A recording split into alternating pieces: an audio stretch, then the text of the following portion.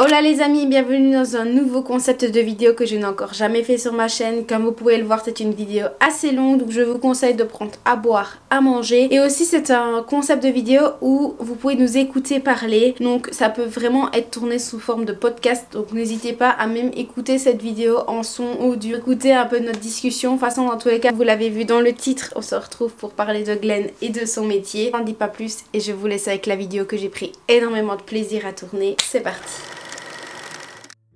Aujourd'hui, on se retrouve pour une nouvelle vidéo avec Glenn et aujourd'hui, j'ai décidé de lui poser des questions parce que ça fait quelques temps que quand on a des discussions toutes les deux ensemble, je lui pose des questions sur son métier et au final, je me suis dit, en fait, pourquoi pas simplement lui demander en vidéo. Ça, si j'ai des questions qui peuvent intéresser certaines personnes, il y aura les réponses pour tout le monde. Donc aujourd'hui, c'était un peu une vidéo qui est réservée à Glenn. Je vais entre guillemets l'interviewer. J'ai préparé des questions dans mon petit bloc-notes, voilà. Et alors, au fur et à mesure, elle va pouvoir nous parler de son métier, de ce qu'elle fait. Enfin, en fait, elle va se présenter. Donc la première chose, c'est que je vais te laisser la parole. Te laisser te présenter, parler de toi, parler de ton métier. Et ensuite, je vais te poser différentes questions sur ça. Du coup, j'ai 23 ans et j'ai débuté ma vie d'hôtesse de l'air, si je peux dire ça comme ça, quand j'avais 18 ans. Donc là, j'ai commencé chez TUI et maintenant, je suis chez Brussels Airlines. Mais il y a eu une coupure entre les deux, hein. Il y a eu 2 ans de temps mort. Voilà.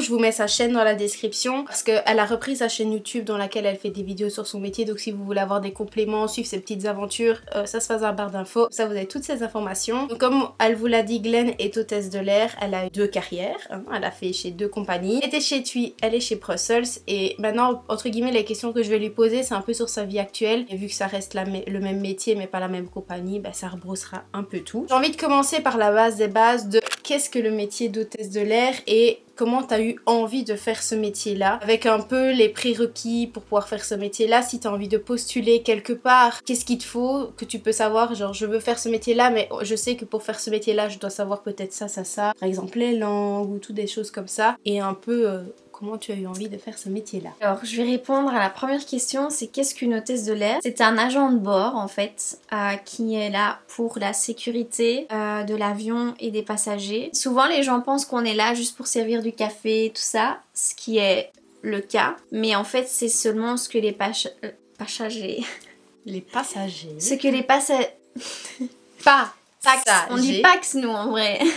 Ce que les passagers voient et en fait ce que les gens ne voient pas et ne savent pas, c'est qu'en fait à tout moment s'il y a un problème, on est là. Une hôtesse de l'air est médecin, on sait faire accoucher une femme à bord, on apprend à éteindre un feu, on apprend à évacuer un avion de, on va dire, allez, 178 passagers en 90 secondes. Il y a plein de trucs en fait qu'on sait faire en détail, mais le minimum pour que justement, quand il y a un souci à bord, on puisse interagir et faire en sorte qu'il ne s'aggrave pas. Là. Donc ça c'est une hôtesse de l'air, mais évidemment une hôtesse de l'air c'est aussi la personne qui représente la compagnie durant tout le vol et dans l'aéroport, etc.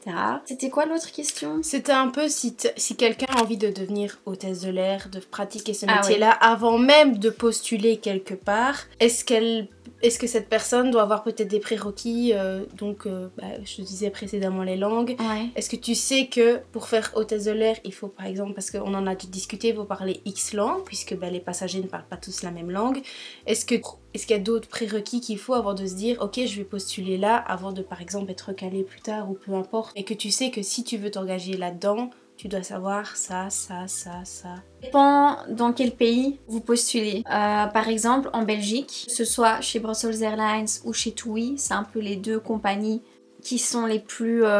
Bon, il y a Ryanair aussi, mais au cas où vous ne savez pas, Ryanair c'est irlandais. En Belgique, il faut de base parler 3 langues, néerlandais, français, anglais. Et la langue première qui est d'office, il faut la parler parfaitement et la comprendre, c'est l'anglais. Parce que la langue aérienne, c'est l'anglais. Pour la Belgique, c'est anglais, français, néerlandais. Et toutes les langues que tu connais en plus, c'est tout bénef en fait. Mais par exemple, tu veux postuler chez Air France, je pense qu'il y a juste l'anglais et le français qui suffisent. Si tu veux postuler chez Transavia, qui est espagnol, il faut pouvoir parler espagnol. Mais par exemple, moi j'ai voulu postuler chez Luxair.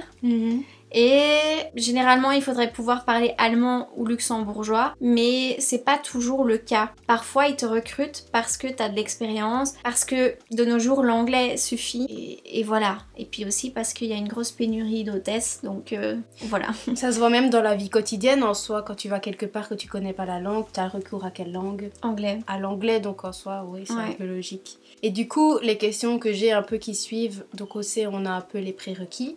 Et imaginons tu as envie de postuler en tant qu'hôtesse de l'air. Est-ce que tu dois, entre guillemets, attendre que telle compagnie spécifie qu'il cherche du personnel? Ou est-ce que de toi-même tu dis, ok, j'ai envie de faire hôtesse, alors je vais, moi, faire les démarches vers telle compagnie pour dire, voilà, j'aimerais postuler, faire un CV, etc. Tu peux faire ça, mais généralement, ils ouvrent une vacature. En fait, c'est souvent en mars, avril, enfin février-mars, je dirais plutôt, qu'ils recherchent parce que généralement c'est juste avant la grosse saison qui recrutent des gens pour juillet et août. Enfin, non, moi là je vole avril, mais je veux dire vraiment pour la période de l'été, pour les destinations estivales, je vais dire. J'ai aussi envie d'ajouter qu'il faut pouvoir parler plusieurs langues, c'est sûr, mais il faut avoir votre CESS, donc votre bac. S'il y a des Français qui regardent cette vidéo. Il faut avoir un permis de conduire, obligatoire.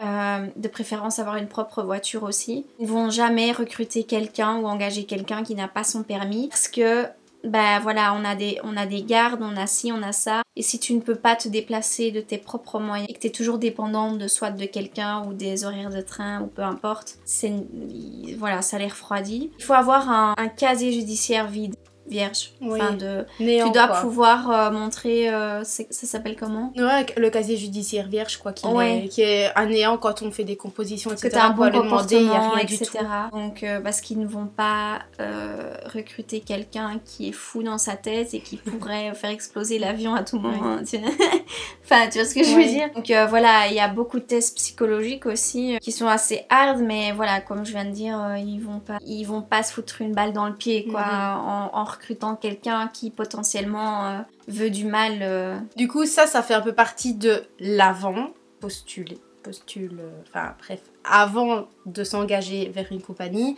Imaginons que maintenant la compagnie a posé ses offres, que tu postules en ayant les critères demandés et que ça y est, la compagnie te dit « Nous sommes intéressés par ton profil ». Qu'est-ce qui se passe après ? Qu'est-ce qui va se passer quand la compagnie, entre guillemets, s'intéresse à ton dossier et te dise voilà, tu es pris, tu n'es pas pris? Comment ça se passe un petit peu En fait, ça s'est passé différemment chez TUI que chez Brussels. Mais bon, après, je parle de ça. TUI, c'était avant le Covid. Mais chez TUI, j'avais aucune expérience. Je sortais de Réto ou de 6e secondaire. Donc, j'avais envoyé mon CV. C'est pas juste envoyer ton petit CV, non, c'est remplir des formulaires et des formulaires et des formulaires. Qui sont fournis par la compagnie Ouais, donc en fait, là je vous dis ça comme ça, mais si vous allez sur le site de TUI, par exemple, vous avez un onglet vacature, jobs, et en fait là vous pouvez trouver différentes offres, hein, même juste si vous avez envie de faire hôtesse de sol ou peu importe, les bagages, j'en sais rien, ou travailler au bureau, bah en fait il y a un lien et donc ça ouvre en fait une candidature. Ouais, c'est ça, une candidature. Chez TUI, il m'avait d'abord appelé, il m'avait abordé dans plusieurs langues. Et puis, s'ils jugeaient que tu parlais suffisamment les langues requises, ils te disent d'office quelle langue il faut savoir. Bah, ils t'envoient un mail et ils t'invitent à un entretien d'embauche en fait. Et c'est pas juste un entretien de 20 minutes, c'était une journée complète. Donc la première partie le matin, c'était... souvent t'as plusieurs là parce qu'ils veulent voir comment tu es en groupe, comment tu es vis-à-vis d'autres personnes, etc. Vu que l'hôtesse de l'air, c'est pas solo, c'est avec d'autres gens. Une équipe. Et ça change tous les vols. Donc tous les vols, tu voles avec des gens différents. Et ils veulent voir en fait comment tu réagis face à ça. Donc ils te font faire des trucs, des conversations, des travaux de groupe. Ils testent un peu toutes tes langues.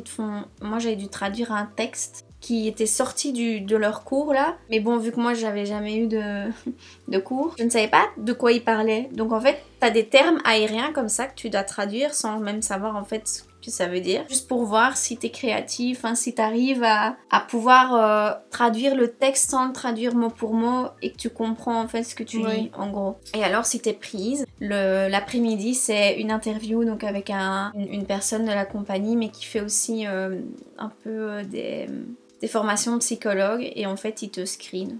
Enfin, il te pose en fait, je vais dire, allez, 5 ou 6 questions, mais il te la pose plusieurs fois sous différentes formes pour voir en fait si tu réponds la même chose et si tu te fais pas passer pour quelqu'un d'autre en fait. Et ça m'avait... Si t'as le même discours et si t'es cohérent dans tes propos. Par exemple, une question qui vient souvent, c'est quelles sont tes qualités et tes défauts. Après, ils vont te demander qu'est-ce qui pourrait être amélioré chez toi. Donc ça sous-entend quels sont tes défauts. Enfin, tu vois. Donc c'est tout le temps comme ça et rester concentré, c'est très fatigant et très long. Donc après, ben voilà, tu commences ton... Non, tu dois faire ton check médical avant, pardon. Donc t'as un centre médical pour l'aérien, qui est à Zaventem aussi. Si eux, te sentent fit to fly, comme on appelle ça, là tu vas pouvoir commencer ta formation. Et chez TUI, la formation débutante durait 9 semaines. Et tous les jours, on avait un examen. Et si t'avais pas 80%, tu te disais bye, ciao, next. Donc t'avais intérêt à réussir tous les jours. Et je me souviens de fois où j'ai pété mon cou contre le mur là parce que j'en avais ras le cul. Tu m'étonnes. Ah non, je devenais folle. C'était horrible. Quoi, ça Il y en a beaucoup qui ont abandonné, etc. Et donc quand tu réussis après, t'as tes examens pratiques. Donc t'es évalué à bord. Ça a duré quoi, 2 semaines je pense. Donc t'as quelqu'un qui regarde tout ce que tu fais. Et tout ce que tu fais, tu dois leur dire maintenant je vais faire ça, maintenant ci, maintenant ça. Ils te prennent à part aussi pendant le vol et ils te posent toutes les questions safety cibles et imaginables. Voilà comment ça s'est passé chez TUI. Et chez Brussels Airlines, moi j'ai postulé dans le cadre parce qu'ils recherchaient des gens expérimentés. Donc j'ai quand même dû refaire une formation, mais elle a duré que 3 semaines. Et donc j'ai dû quand même repasser des examens, etc. Et en fait c'est parce qu'ils recherchaient... Enfin c'était pour commencer dans l'immédiat. J'aurais pas pu postuler pour ça si je n'avais pas été expérimentée. Et au niveau de ta formation, tu as eu quoi comme examen? En quoi ça consistait? Qu'est-ce que tu dois apprendre? Qu'est-ce que tu découvres? Et comment tu passes chez TUI ou là chez Brussels?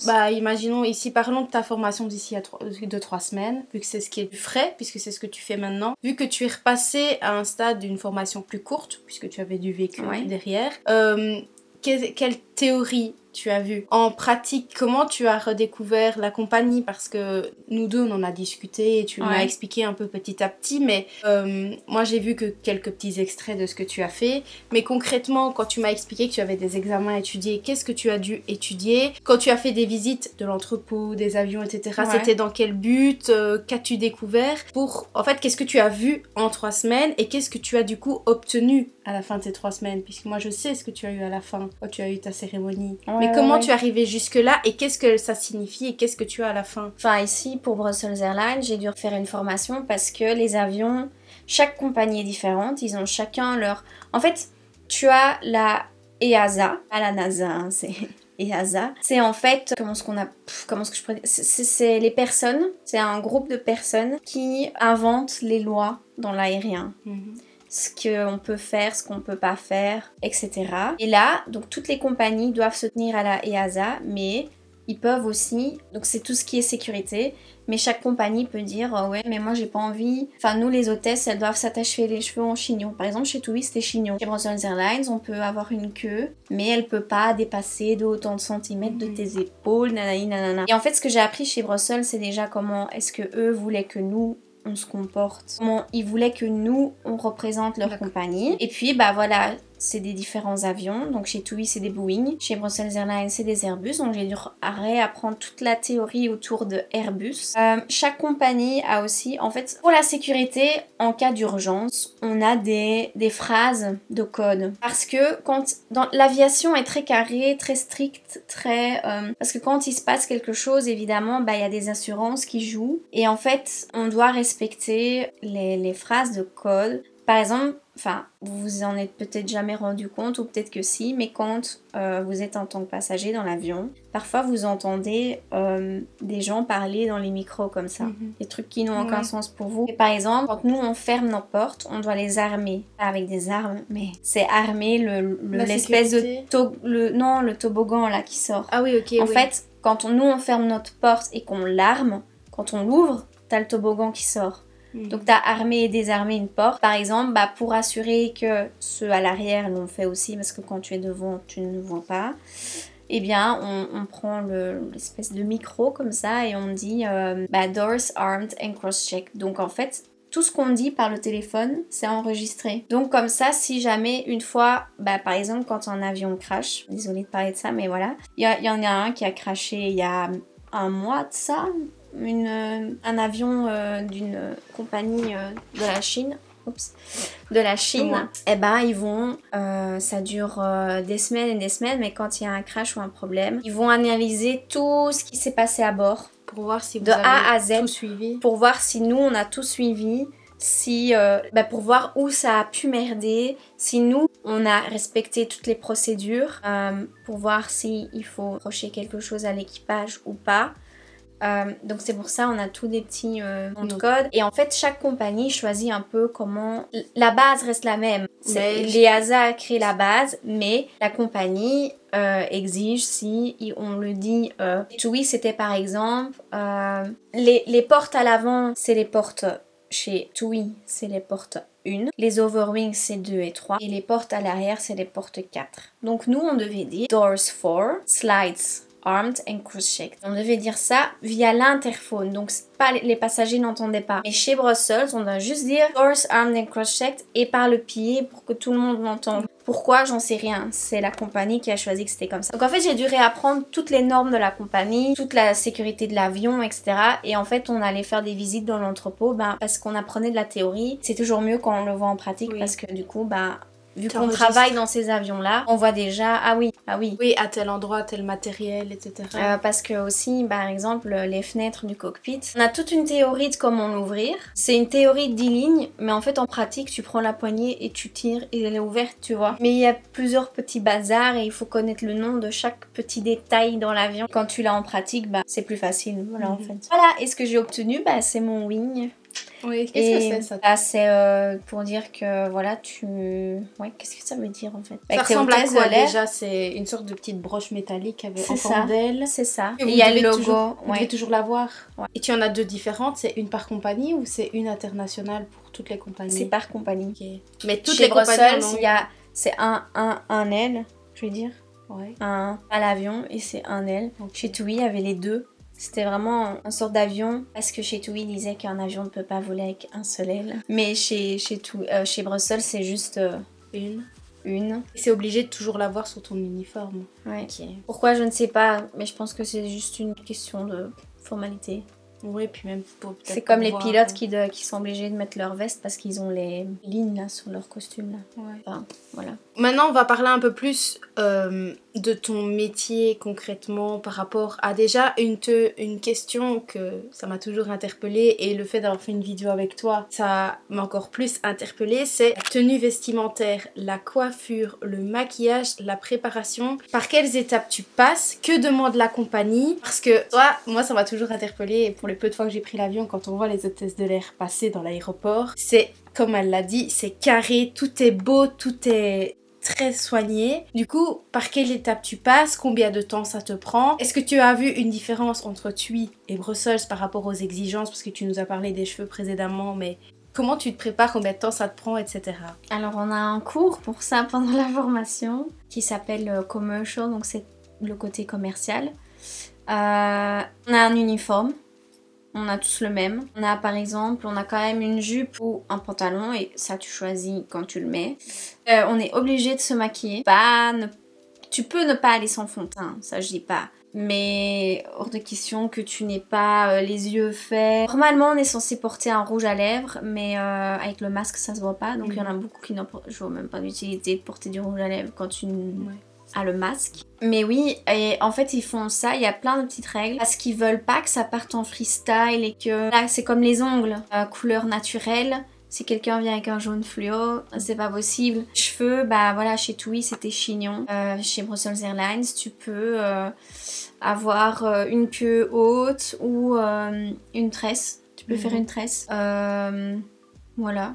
On peut avoir que 2 bracelets.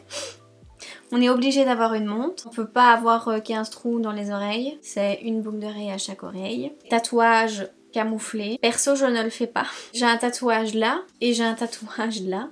Un petit cœur avec un petit avion. Là. Et en fait, ma chemise, elle vient... Ma chemise à manches courtes, elle vient juste enfin... Ça dépend de comment je plie mon bras, mais on le voit pas parce que même il est à l'intérieur de mon bras, donc on le voit pas. Et celui-là, j'ai toujours mes bracelets au-dessus en fait. Il pourrait se voir, mais il est tellement petit qu'il faut déjà il faut le savoir que j'ai un tatouage.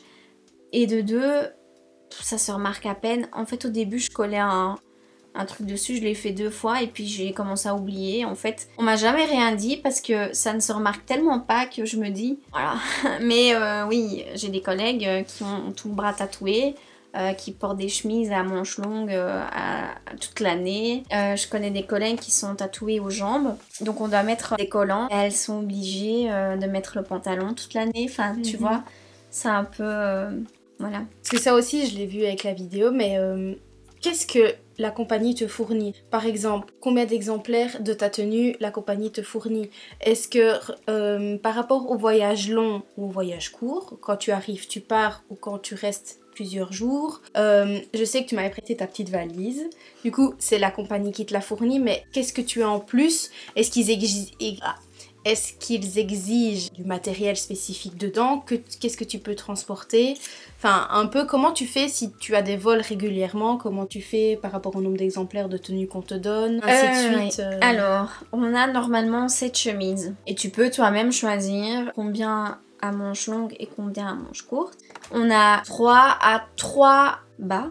Enfin, bas. Ouais. Donc, soit 2 pantalons, une jupe, soit 2 jupes, un pantalon. Les chaussures sont fournies, on a des talons et des plates. Par exemple, chez TUI, on était obligé de mettre des talons pendant le boarding. C'est quand vous faites le contrôle avant qu'on rentre? Non, c'est le oui. Ou c'est à l'accueil quand on rentre dans l'avion? C'est quand vous rentrez dans l'avion. Okay. Mais enfin oui, vous le boarding il commence déjà à ce moment-là, mais c'est fait par des autres gens, donc nous c'est quand vous rentrez dans l'avion.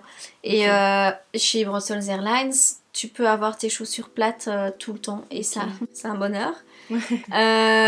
On nous fournit, chez TUI, on nous fournissait tout. Brussels Airlines, par exemple, ils nous fournissent pas de valises, de petits trolleys. Okay. On a dû acheter nous-mêmes, et alors en plus ils ont des règles et des spécifications par rapport à ça. Elle doit être noire, sans logo, sans rien. Enfin si, avoir le logo, tu vois, mais pas une grosse fleur fluo dessus ou des petits machins, non, noirs.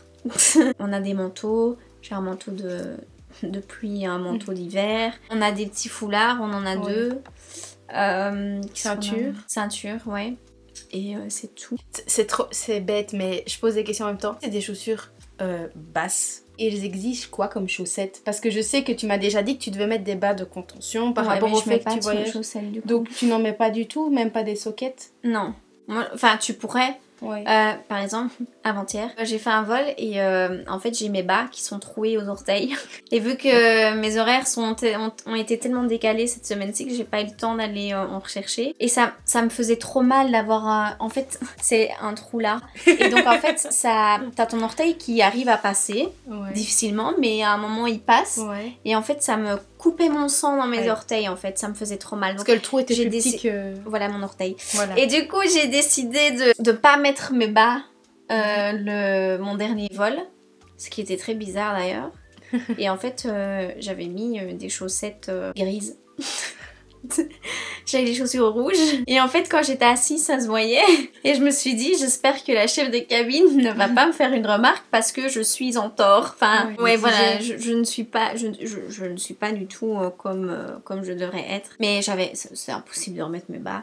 Et voilà, je me sentais nue un petit peu en dessous de mon pantalon, mais je n'irai jamais sans bas quand j'ai une jupe, évidemment. Ça se voit à 10 000 à l'heure que j'ai pas de bas. Que les bas de contention sont tellement épais que t'as l'impression que t'as des jambes en porcelaine, tu vois. Moi, je viens d'en avoir une nouvelle. En fait, ça vient en même temps, mais du coup, tu me parles que tu as une chef de cabine. Du coup, ma question est, à bord, le personnel est présent? Parce que si tu as une chef de cabine, ça veut dire qu'il y a une sorte de hiérarchie entre vous.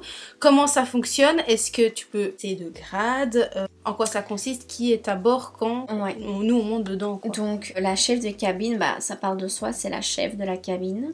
Mais en fait la hiérarchie c'est le capitaine Ben, je vais dire en anglais parce que j'ai du mal à trouver. Donc t'as le captain, t'as le first officer, celui qui est avec lui, le copilote. Le copilote, voilà. T'as la chef de cabine et puis t'as les 3 petits autres là. Donc, mais ça, c'était comme ça chez TUI.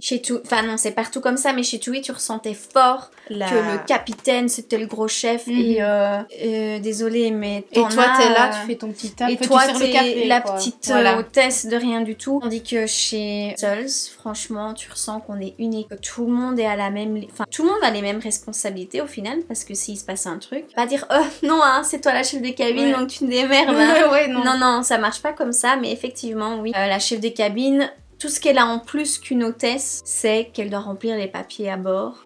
C'est tout. Okay. Vraiment, c'est tout. C'est vraiment la seule chose qu'elle fait. Et oui, elle fait le briefing et elle choisit, enfin, elle impose qui fait quoi, entre guillemets, parce que t'as plusieurs positions et chaque position a une responsabilité différente, mais je veux dire... Et c'est elle aussi qui prend un peu les décisions à bord quand il y a un problème, genre, il y a un malade, bah, est-ce qu'on décide de lui donner un dafalgan, oui ou non? Voilà, c'est des petits trucs comme ça. Un peu plus importants et qui reviennent à elle. S'il y a une bagarre, je peux toujours me reposer sur la chef de cabine en disant bon, qu'est-ce qu'on fait? Voilà. Mais ça reste une décision de groupe, même si elle a le statut au-dessus. Ici, tu sens qu'il y a une cohésion et que tout le monde a son mot à dire. Quoi. Mais c'est toujours elle qui va trancher, qui aura... Non, ce sera toujours le capitaine qui aura le dernier... Parce que la chef de cabine doit aller informer le capitaine et il dit, bah, elle dit, voilà, soit c'est un truc de rien du tout et elle prend la décision à l'arrache, parce qu'on va pas aller ennuyer le capitaine pour un dafalgan, mais si c'est quelqu'un qui a un arrêt cardiaque par exemple, c'est le capitaine qui décide, bah, est-ce qu'on continue à voler et c'est nous qui gérons la situation, ou est-ce qu'on fait un atterrissage d'urgence? Ça, voilà, c'est toujours lui qui aura le dernier mot, mais voilà, t'as des compagnies, pas que des compagnies, t'as aussi certaines personnes qui veulent qu'on s'incline devant le capitaine et oh là là, c'est notre dieu, mais chez Brussels Airlines, c'est pas du tout ça. Il y a des commandants de bord qui sortent de leur cockpit durant le vol, qui viennent nous demander si ça va, qui viennent faire leur café eux-mêmes. Ça arrive. Mais ça, je savais pas par contre qu'il y avait une interaction entre le capitaine, le copilote et vous. Si. Moi, je ne savais pas du tout. Je pensais que c'était un peu, entre guillemets, 2 zones différentes, un travail, un autre, et qu'il n'y avait pas d'interaction. Du coup, c'est vrai que c'est intéressant de voir que, en fait, ce qui se passe là, ça impact si. Et que après lui aussi jamais on irait rentrer dans le cockpit et dire oh tu vas aux toilettes, bah attends je vais prendre non. Et eux ne viendraient jamais faire le service à notre place. Oui, mais c'est pas oui bien sûr que ce qui se passe en cabine a un impact sur le cockpit et ce que fait le cockpit a encore un plus gros impact sur ce que nous on fait. Oui, si on est en interaction tout le temps, tout ce qui se passe en cabine, ils doivent être au courant, on doit les mettre au courant, oui c'est sûr. De le savoir quoi, je sais pas du tout. On rentre quand on veut dans le cockpit aussi, durant le vol. Ouais. Moi, le nombre de fois où le vol est long, que les gens dorment et que je vais dans le cockpit leur taper la causette, c'est ce qu'il y a de mieux. T'as une super belle vue en plus, ça fait plaisir. Tu m'étonnes. Non mais voilà, à n'importe... Enfin... pas pendant le décollage, l'atterrissage, mais sauf en cas d'urgence, mais si on a le droit ce sont nos collègues en fait, donc bon, après t'en as chez qui tu ne le ferais pas parce que c'est un gars hyper hautain et que c'est un vieux et qu'il est très fermé, mais ils sont seuls dans leur petite cahute là. Pendant que toi tu dois gérer tout, parce le bébé qui crie, les gens qui se plaignent, les gens qui vomissent, non mais ça arrive hein, que le capitaine ne parle pas de tout le vol et quand le copilote a un Tenerife de 4h30 aller et 5h retour et que le capitaine ne lui pète pas un seul mot, je peux s'assurer qu'il devient fou hein. Tu m'étonnes. Ah oui, c'est les pires vols. Donc heureusement qu'on est là. Maintenant, je vais un peu plus parler de à bord.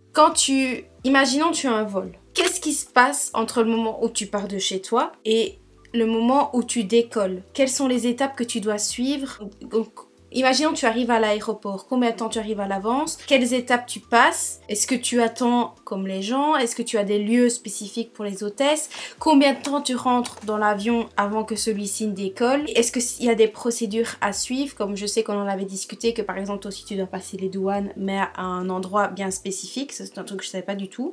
Du coup, quelles étapes tu suis entre le moment où tu arrives à l'aéroport et le moment où les gens rentrent dans ton avion et tu décolles? Ça, c'est différent de chez TUI maintenant. Mais j'arrive sur le parking de chez Brussels Airlines. Mais le bâtiment Brussels Airlines n'est pas sur l'aéroport, enfin dans l'aéroport.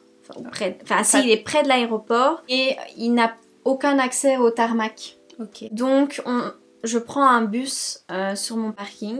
Il nous dépose sous les préaux, là où il y a tous les bus à l'aéroport. Je vois. Et puis, je passe les douanes. T'as un autre accès J'ai qui est un peu plus accès tracé. avec des badges. Ouais, c'est des accès qui sont bien sécurisés. Enfin, où un passager ne pourrait même pas accéder parce que c'est avec des badges et des portes renforcées. Je passe la sécurité et après, en fait, je vais dans l'aéroport. Oui, l'aéroport et je suis avec les passagers, quoi. Mais chez TUI, par exemple, ils avaient un accès privatif qui partait du bâtiment parce qu'il était beaucoup plus proche de l'aéroport et qui avait accès au tarmac. C'est la sécurité chez TUI. Ils ont une porte. Chez Brussels Airlines, apparemment, avant le Covid, il y avait ça aussi. Ça coûtait de l'argent au final et voilà, si on peut économiser de l'argent, ils le font. Surtout avec le Covid. Donc voilà. Et alors après, je regarde sur mon iPad, sur mon schéma, où est situé mon avion. Je passe la gate avec mon badge de nouveau. Avant que les gens ne puissent entrer, c'est combien de temps à l'avance que tu peux penser pour aller vers l'avion? Les gens? Non, toi. Moi? Oui, toi. Mais moi, je peux passer à n'importe quel moment, en fait, parce que j'ai mon badge. Donc, même si moi, je pourrais passer les sécurités et être dans l'aéroport un jour où je ne vole pas. Avec mon badge. Bon, tout est enregistré, tu vois. Mais je veux dire, si moi j'ai envie, je sais pas, d'aller au duty free un jour où je vole pas. Après, je pourrais pas te prendre avec moi parce que du coup, voilà, tu passes pas. Mais je veux dire, demande à être là 1 heure à l'avance. Ok. Donc 1 heure à l'avance du moment où tu arrives en bus. Normalement, oui, mais ils apprécient quand tu es là 1 heure à l'avance dans l'avion. Dans l'avion. Dans l'avion. Ok. Ouais. Et tu prépares quoi quand tu arrives dans l'avion? Le passager qu'on a, il y a le briefing donc. Vous avez une liste de tous les gens qui sont inscrits? Oui, mais ça on le reçoit seulement après le boarding. Quand tout le monde est dans l'avion. C'est la petite hôtesse de sol là qui vient nous apporter ça. Et on a tous les noms de tout le monde, où ils sont assis. Tout ça et en fait on a déjà une liste de réservation. Donc sur les airlines on dit voilà, nous on a pour ce vol là il y a 300 passagers qui ont acheté un billet. Bon, je dis 300 mais ça c'est pour les longs courriers, mais 170 qui ont, voilà, il y a autant de bébés déjà enregistrés, il y a autant de ci, il y a des chiens, il y a ci, il y a ça, et en fait c'est ça qu'on parle. Par exemple, on sait que quand on part à Copenhague, c'est un city trip, donc on sait que tout le monde a son trolley dans l'avion. La petite valise. La petite valise. Donc quand on est full et que voilà, on sait que je pense qu'il y a une collègue qui m'a dit qu'elle s'était amusée à compter combien de valises on pouvait stocker dans l'avion. C'est une petite soixantaine sur 176 passagers, c'est même pas la moitié qui peut avoir son trolley. Tu vois ce que je veux dire?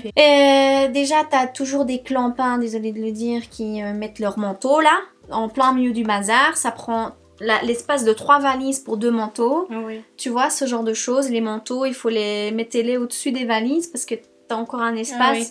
Les petits sacs à dos là, vos petits sacs de duty free, il y a de la place en dessous du siège. Les gens pensent que oui, mais alors j'ai pas de place pour mettre les jambes. Faux, parce que tu le mets en dessous du siège. Donc t'as quand même encore ton espace. Ça c'est un truc, j'ai l'impression d'être la police quoi, quand t'es à bord. Non, le manteau, non.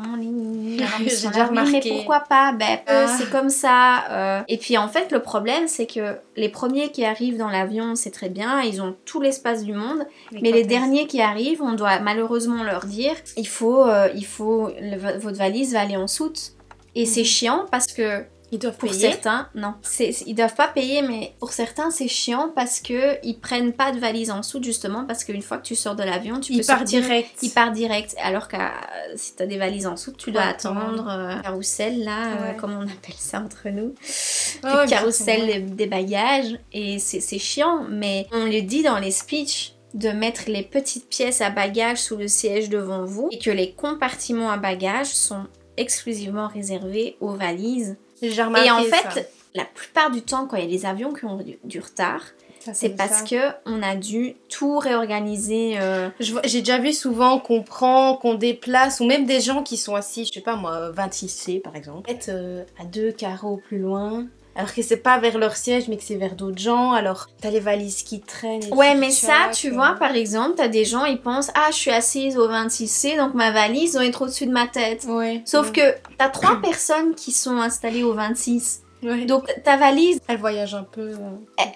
Ouais, on la met où on peut. De toute façon, à Bruxelles, tu débarques, vous débarquez tous dans la même porte. Donc, c'est pas comme si t'en as un qui était au 7A et qui doit débarquer par l'arrière et qui doit chercher ça. Enfin, on essaye quand même de... Voilà, mais oui, c'est sûr que... Puis chez Brussels Airlines, les 2 premiers compartiments, tu rentres, il est marqué business only. Donc, c'est pour les gens qui ont des billets business. Parce qu'on trouve que quand tu payes tes billets en business, tu dois pouvoir...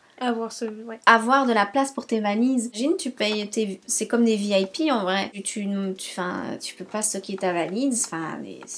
Et donc, du coup, les gens qui sont en 4, t'as un compartiment, deux rangées, je crois, plus ou moins. Ouais.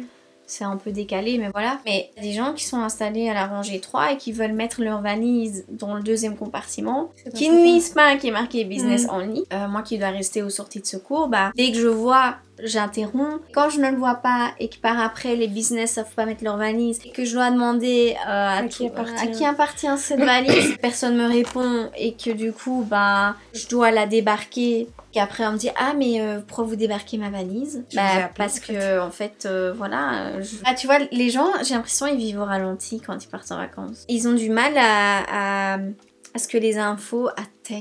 Tu sais hier par exemple j'ai eu un passager et quand on fait le cabin check plusieurs règlements aussi et on le dit dans nos speeches qu'il faut relever le siège bien droit. Quand on décolle à l'intérieur. Ouais, voilà, ça. Et en fait, son siège était couché. Et donc, je lui dis très gentiment, excusez-moi madame, je vais relever votre siège. Mais c'est pas moi qui ai mis le siège comme ça. Je dis, mais c'est pas la question. Je dis, moi, je vais juste le relever. Tu te sens direct, les gens se sentent agressés. Direct comme ça. Et qui te répondent comme ça en mode... Le jour avant, il y avait une dame qui me donne tu vois, les petits sachets... Non, les petits sachets vides qu'on met dans les... Pour vomir, là. Eh il y a beaucoup de gens qui mettent leur saleté dedans. Mais non, mais c'est très bien. En fait, ils prennent ça comme petit sac de poubelle. Oui, ok, je pensais qu'ils utilisaient ça alors que c'était pas pour cet effet-là. Non, ils mettent leur mouchoir, tout ça, ils mettent tout ça dedans. Puis ils nous donnent le sac. Généralement, le sac, il est ouvert, donc tu vois ce qu'il y a dedans, donc tu le prends. Mais l'autre jour, elle avait bien fermé son sac. Et on aurait dit un peu... c'était un peu bombé comme ça. Mais du coup, je lui demande qu'est-ce qu'il y a dans votre sac parce que quand c'est du vomi, moi je prends pas le sac de vomi de quelqu'un. Qu'il aille le jeter tout seul. Puis c'est pas hygiénique, on n'est même pas autorisé à les prendre. Donc je lui demande gentiment quel est le contenu de son sac. Elle m'a dit si vous voulez pas le prendre, il y a pas de problème, mais dites-le moi tout de suite. Moi j'étais là, mais non, madame, je demande juste ce qu'il y a dedans. Est-ce qu'il y a du vomi dedans, par exemple? J'ai dit, mais c'est tout ce que je voulais savoir. Donc, du coup, oui, je peux prendre votre sac. Mais directement, là, juste parce qu'on pose une question, direct, c'est... je te jure, là, moi, il y en a... Avant, j'aurais même pas su leur répondre gentiment en mode non, je demande juste ce qu'il y a dedans. Je les aurais agressés fois 1000 en mode mais waouh, tu sais quoi, garde ton sac, tu vois. J'aurais fait ça, mais là, je suis juste là... calme. Maintenant, on va passer à la dernière catégorie qui normalement va être assez courte. Par rapport à ta fréquence de vol, je sais pas trop comment t'appelles ça, mais quelle fréquence tu as combien de vols par jour, par semaine, par mois et comment ça s'échelonne sur les voyages, j'ai envie de dire, longs au niveau de la distance et au niveau du temps sur place parce que tu fais parfois des allers-retours et des fois où tu restes un jour, 2 jours, 3 jours. Comment c'est organisé et combien de temps à l'avance tu sais que tel jour tu as tel vol, etc. Comment ça fonctionne un peu Alors, j'ai su ça dans les détails à un moment de ma vie. Et je t'avoue que je pense que je peux voler 100 heures de vol maximum par mois. Mais 100 heures de vol, ça veut dire quand l'avion est en l'air. Donc, c'est pas du réveil à quand je vais dormir. C'est vraiment... c'est juste blocks on. Enfin, blocks on, blocks off. Et donc, du taxi. Ouais, tu vois, quand un avion à l'arrêt, ils mettent des gros cubes comme ça, derrière les roues. Ouais. Je sais pas si t'as déjà vu. Quand on monte dedans, pour pas qu'ils bougent. C'est ça. Ouais. Et en fait, dès qu'on va décoller, ils les enlèvent et l'avion part. Et en fait, c'est à partir de ce moment-là... Où ça compte. Où ça compte. Ok. Et les jours, les heures de vol par jour, pas vraiment les heures de vol, c'est plus les duty time, donc à partir de ton sign-in. Donc le sign-in, c'est l'heure à laquelle tu arrives à l'aéroport. Jusqu'à sign-out, c'est une demi-heure après les blocs derrière les roues là. Ok. Et en fait, tu peux faire un duty time de... j'en sais rien. J'ai envie de dire 12 heures, mais non. Parce que des fois, je fais bien plus, donc je n'en sais rien. Je pense que ton... Ouais, non. Parce que des fois, t'es off-duty. Il y a des vols que, par exemple, tu peux pas faire parce que... T'as pas assez de temps. Tu vas dépasser. Mais je ne saurais pas dire exactement... C'est bête, en fait, je devrais savoir ce genre de choses. Mais tu sais, moi, on donne mon horaire. Toi, tu prends ton horaire et tu le fais. Je le prends comme il vient.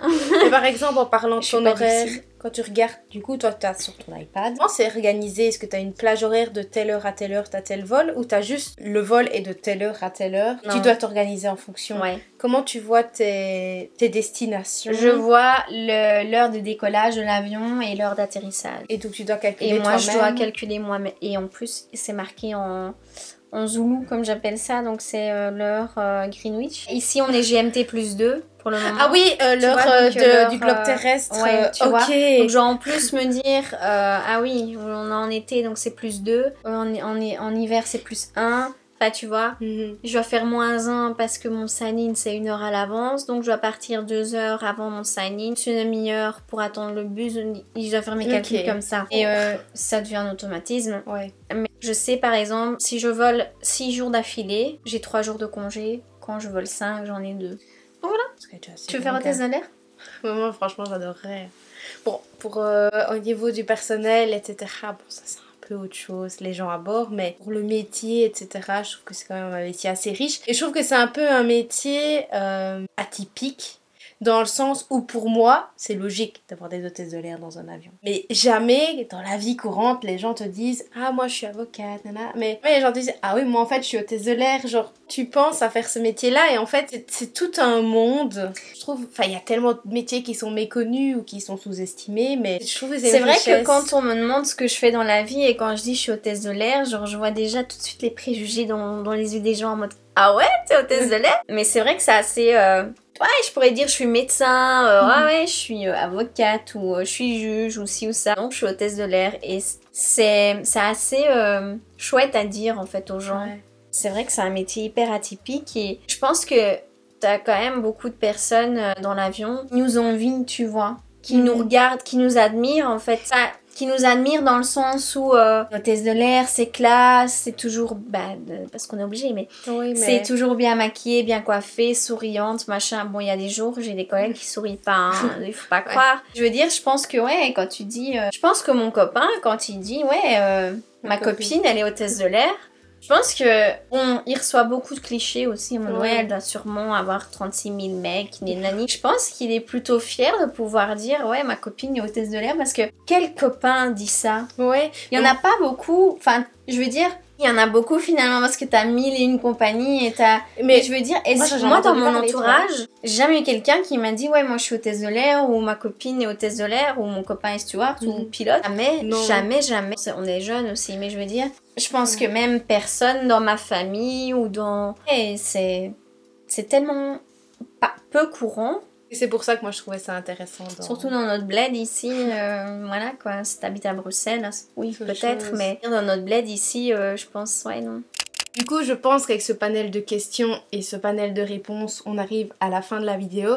Évidemment, la vidéo dure quand même assez longtemps, je pense, vu la durée de temps où on a filmé. Mais si le métier vous intéresse ou que... Moi, personnellement, j'ai fait cette vidéo parce que j'avais plein de questions à poser, même si on est amis en dehors. J'avais quand même plein de questions à lui poser. Donc, si vous avez des questions qui vous viennent, n'hésitez pas à les mettre dans les commentaires. On se fera un plaisir d'y répondre. Et moi, je tiens quand même à te remercier quand même d'avoir parlé de ton métier parce que, comme on l'a dit, c'est un métier assez atypique et du coup, c'est ce qui m'a donné envie. J'avais tellement de questions à lui poser que je me suis dit, viens, on se pose et peut-être que les questions que je me pose peuvent en intéresser certains. Et dans tous les cas, personnellement, moi, j'espère que la vidéo vous aura plu. Moi, ça m'a fait très plaisir de te recevoir encore une nouvelle fois sur ma chaîne. Mettez vos questions en commentaire si vous en avez. Abonnez-vous, mettez un petit j'aime et activez la cloche pour les notifications. Et on vous fait de gros bisous et on vous dit à la prochaine dans une toute nouvelle vidéo. Ciao, ciao. Bisous. You fly around like paper planes, they never know where we will fall.